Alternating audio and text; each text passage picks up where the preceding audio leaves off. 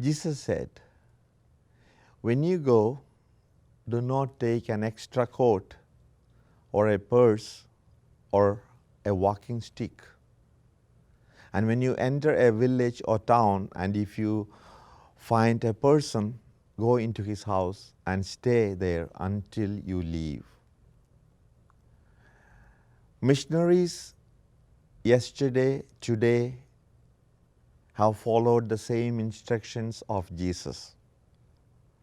Let's listen to one such missionary who found his home in the mission lands of Ghana.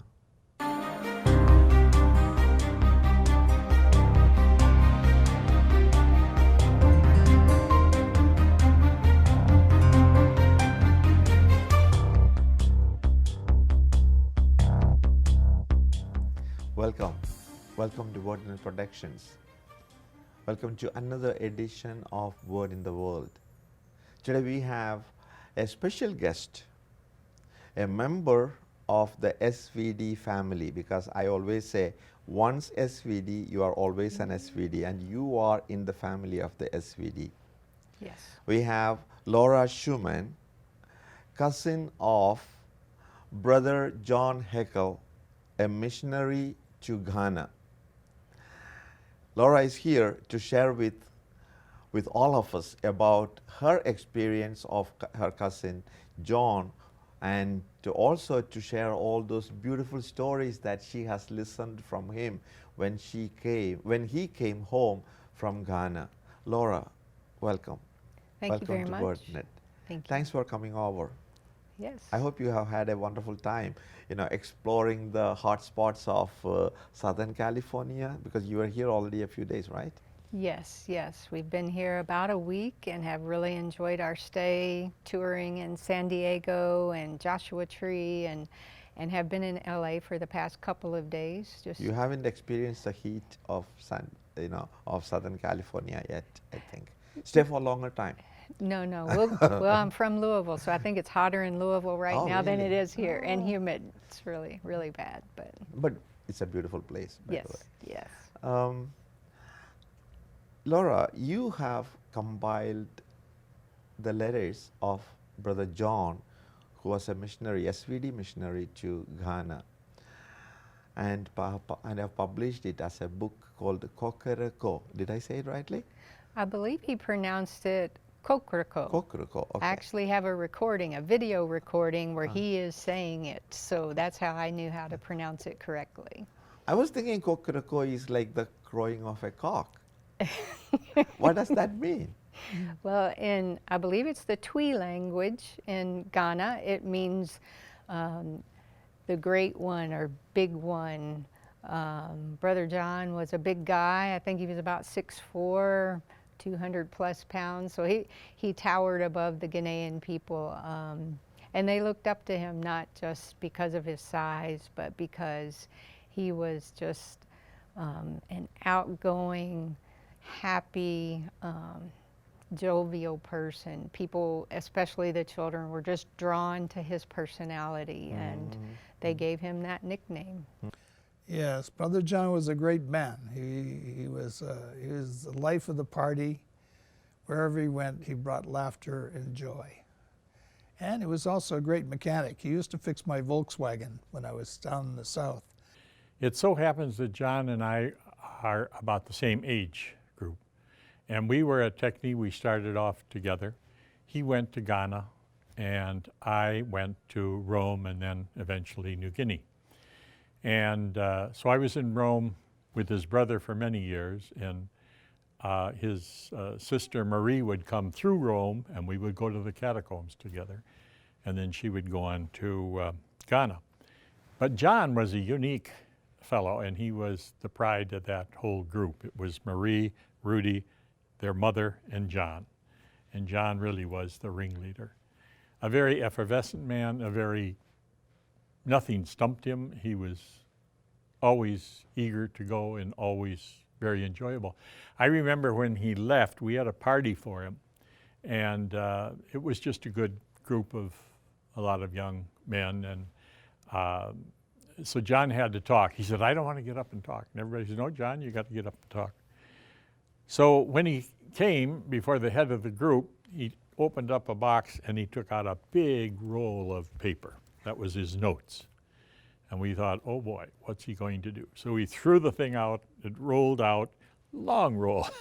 And these were the notes that he wanted to talk about. It was just his way of starting off his talk, and very indicative of the man himself. But he was always very positive, and he was a blessing for Ghana. They didn't know what was coming.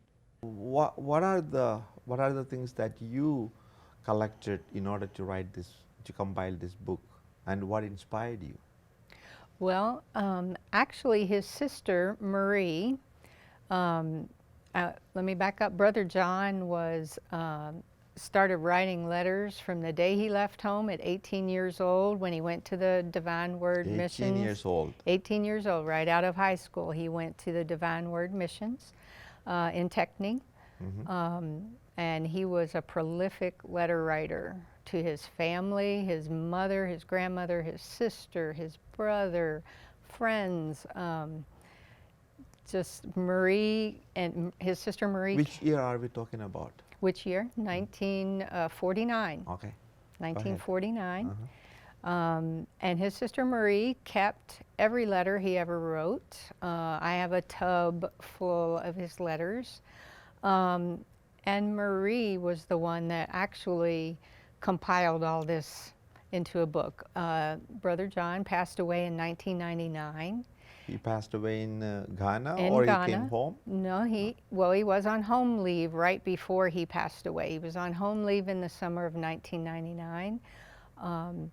He had been having some chest pain, so he went to a heart doctor in Louisville, Kentucky.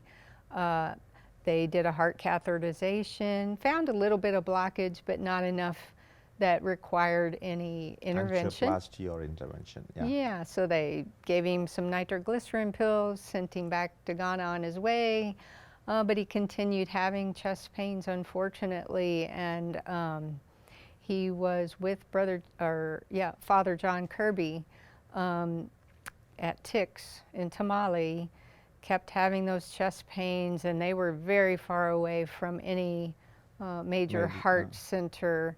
And it was finally determined they just had to get him to Accra, which was a 10-hour drive. And by that time, he had suffered 2 major heart Accra attacks. is the capital of Ghana. Ghana. Yes, yes. When they got to the heart center, they were waiting for him, and they couldn't save him. We had got to the point where a doctor said, okay, you get here at 6 o'clock in the morning, and we'll start the surgery right away. And I said, okay. We had to get the truck ready, and put him in and drove like mad down to Accra and got him there just before 6, 5:30 I think we got there. Put him right into, and he died on the operating table. So again, that was 1999. Marie had been sort of a co-missionary, co-lay missionary for Brother John her whole life too. And she just thought his experiences were extraordinary and felt like all his letters would make a fascinating story. So she worked on that off and on for about 20 years. She just passed away 2 years ago. Oh. Yeah. When she started doing this book, all she had, this was back in the 80s when she started a little bit of this. All she had was a word processor, like a really ancient word processor. She was still using that in the 90s. She was getting older, was really getting frantic that she wouldn't be able to get this book published before she died. And I told her, you know, I will help you with this. I had some experience with software and whatever. I was like, I will help you, Marie. Don't worry. We'll figure this out.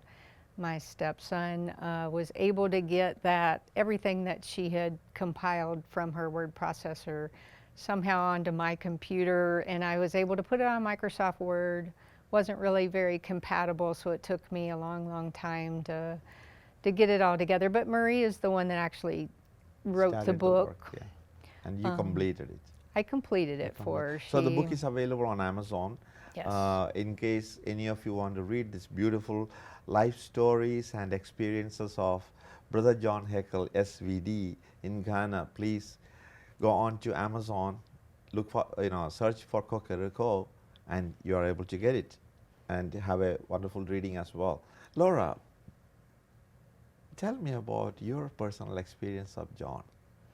Well, I remember Brother John as a kid. I remember Brother John, he was just fun. He was fun to be around, for a kid.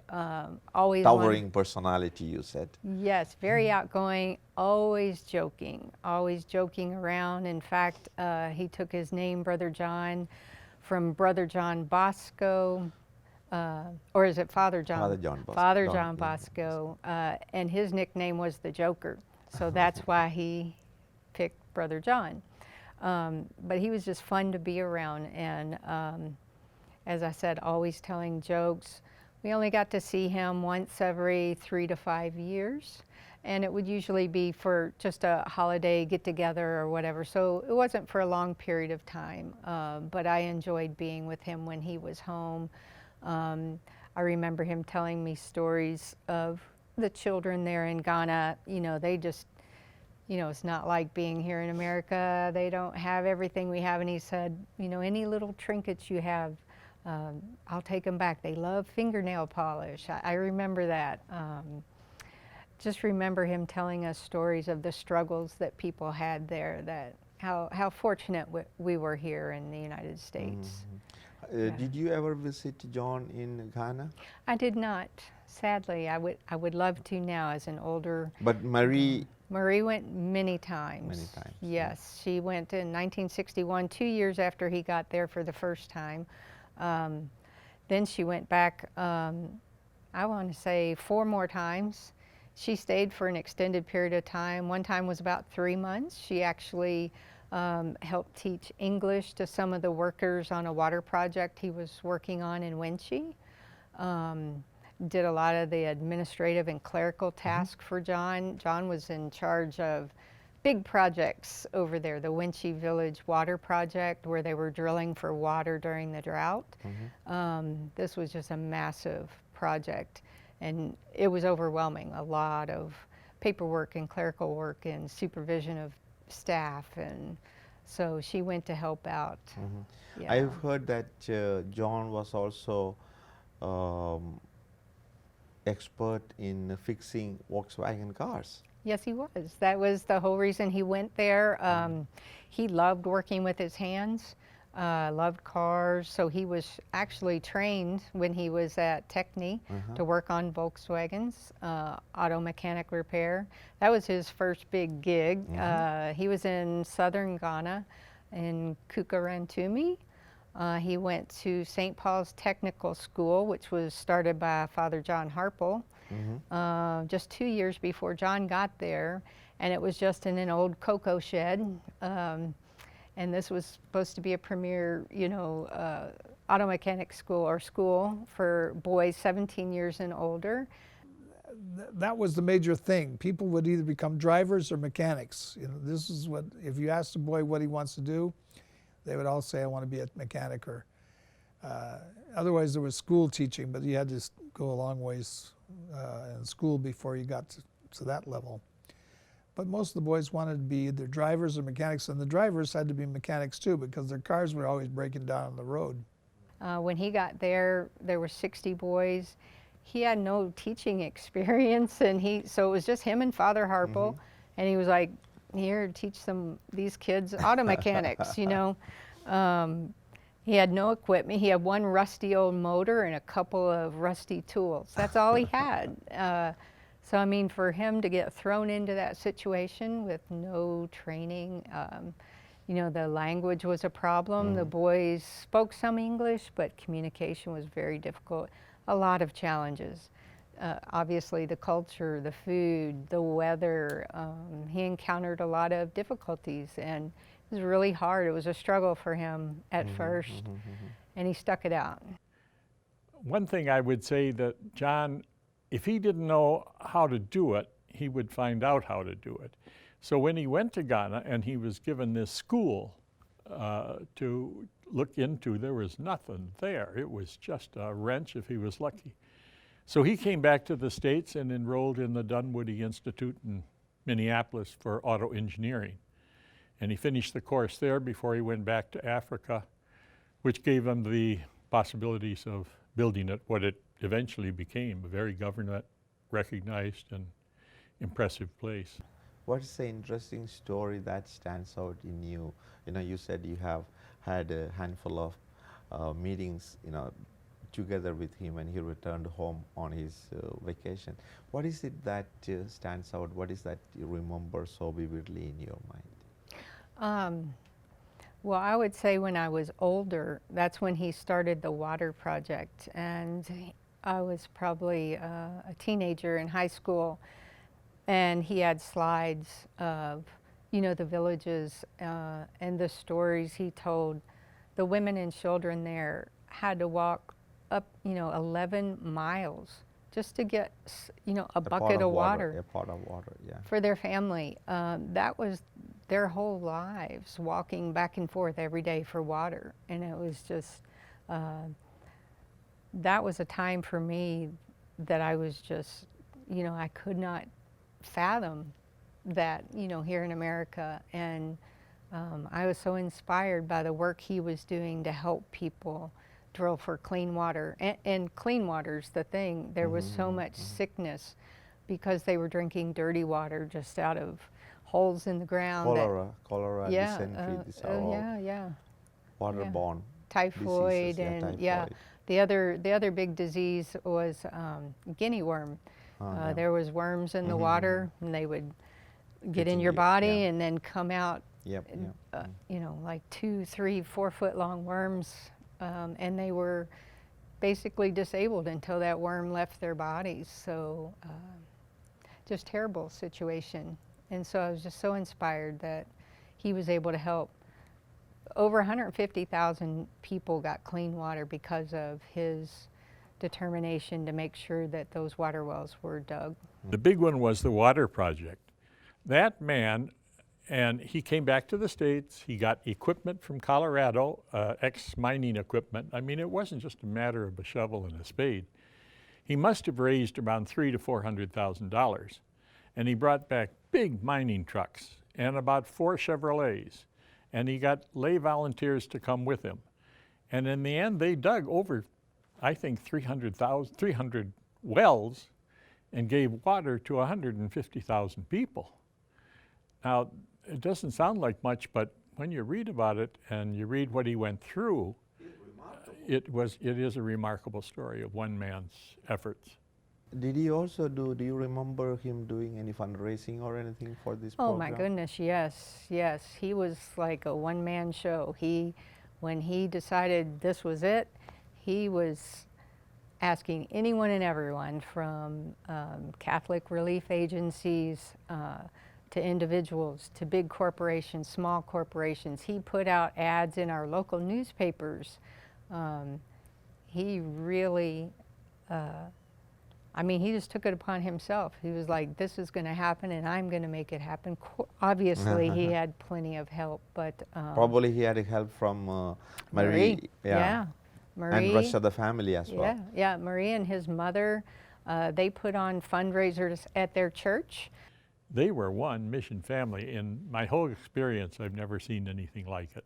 The whole family contributed to the work that he was doing. The church, the priests there would have sponsor card parties and whatnot and raise whatever money. His mother would knit Afghans for the grand prize, and you know, they would have raffles. So yes, the family was very involved. And his brother Rudy, who worked in Rome, he would also help trying to get funds through Rome. So the whole family. So his project in Ghana became an extension of the kind of work that or interest that he and the family had here, right? And they supported it constantly. Absolutely, yes. It was a family affair. Did you get involved with any of the fundraising as a small child? I really didn't. I just really wasn't sort of aware of what was going on. I was, until I got older, So. Laura, can you share with our audience, with me, any of those those letters that he wrote? That you, of course, since you have gone through all of them, Yes, yes. and anything that strikes so much, so also touches your heart. You don't have to. I know you don't remember exactly, but you can paraphrase or maybe give us some of the contents of it. There's so many, so Share with many. us some of them. I think one of the big things early on when he was at the school, at St. Paul's Technical School, he handpicked one of the students that he saw a lot of promise in. So as you mentioned at the beginning, you know, the whole point is to go in, help the people help themselves, and then leave, then you leave. So he was preparing one of the students to take over at the auto mechanic workshop, to be head of the workshop when his time was done. So he handpicked this student who showed a lot of promise, got the family involved again, decided he was going to be the one to take over, wanted him educated in the United States, raised all the money, had this young man sent to the United States to be educated, to be a teacher of auto mechanics. He went and stayed with Brother John's mother and sister during holidays. He came to our house. His name was Kofi. I remember that. I was 6. He came to our house for Christmas. So that was quite an affair at that time, 1972, to have an African, you know, someone from Africa in your home. That was a big deal. So we played pool in the basement. I remember that. But yeah, you know, he helped this young man from Ghana, and he ended up taking over for Brother John as head of auto mechanics in 1975, and he stayed for his whole career until he retired. He would be in his 80s now if he's still alive, and ended up being vice principal of the school, which is now a very large school. Keep in mind, it started as an old cocoa shed. Now it's a huge campus, one of the top 50 technical schools in Ghana. And the workshops that Brother John eventually helped get built are named after him. And he wrote out the best definition of what it is to be a religious brother, and the meaning of the vows and the encouragement that it gave him to carry on his life.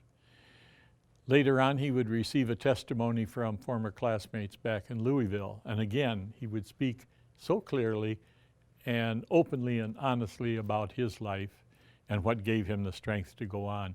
And I really think that that should be for our formation to read that, especially for the vocation directors, because everybody knows what a priest is and what a priest does. But in personally speaking, everybody wonders, what do you do? And it is hard to put it into words, but he did that very well in his book. And for that, I think it should be required reading, certainly by the young that are coming up now. Now, reflecting on, now we are going, you know, just in general, reflecting on the life of John as a missionary. What do you think about the life of missionaries? We are all missionaries, by the way, you know. True. You know, the fact that we are baptized, we are members of a, let's say, an organization called Christianity or followers of Christ, we're all missionaries. But some are, as I mentioned in the beginning of my introduction, some leave their country, some are sent, some stay where they are.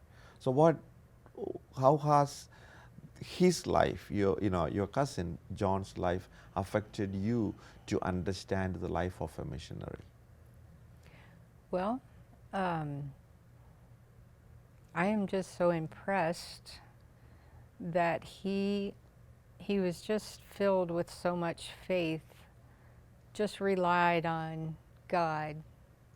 If it was God's will, it will be. And he was sent to Ghana, that was God's will.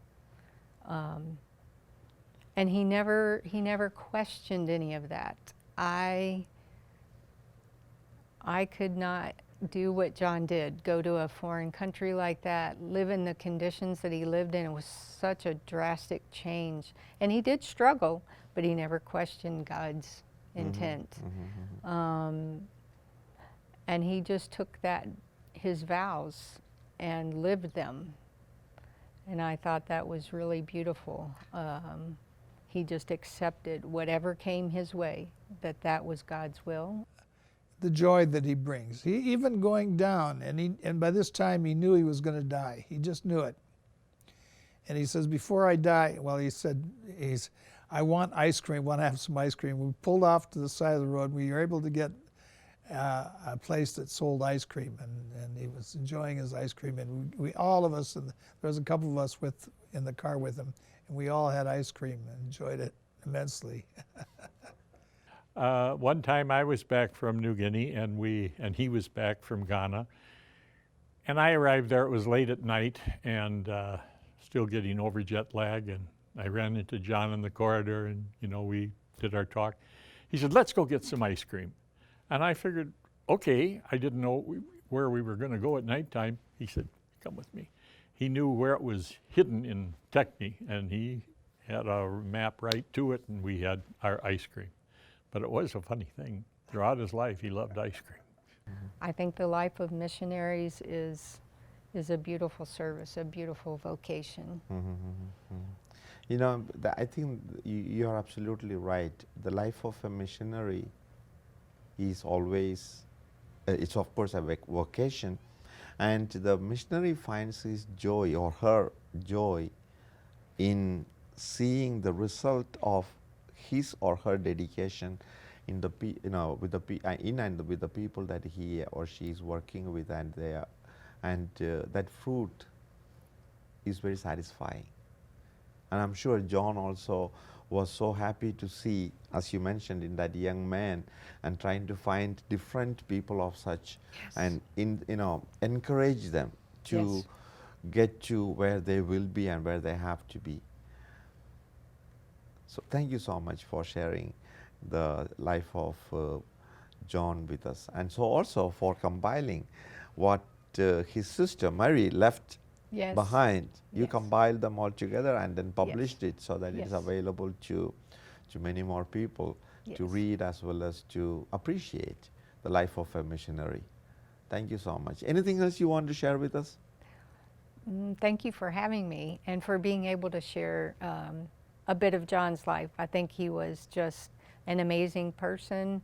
I think all missionaries are amazing people, but I think he was just something special. I don't know, he was just a very special person. So thank you for letting me share a little bit about his life. Thank you, Laura. Yes, as she said, all missionaries are amazing people because they have made a commitment and a dedication to the cause of the gospel. As Christ said, all of us are sent. So be a missionary wherever you are and bring the good news as John did to the people of Ghana. Blessings always.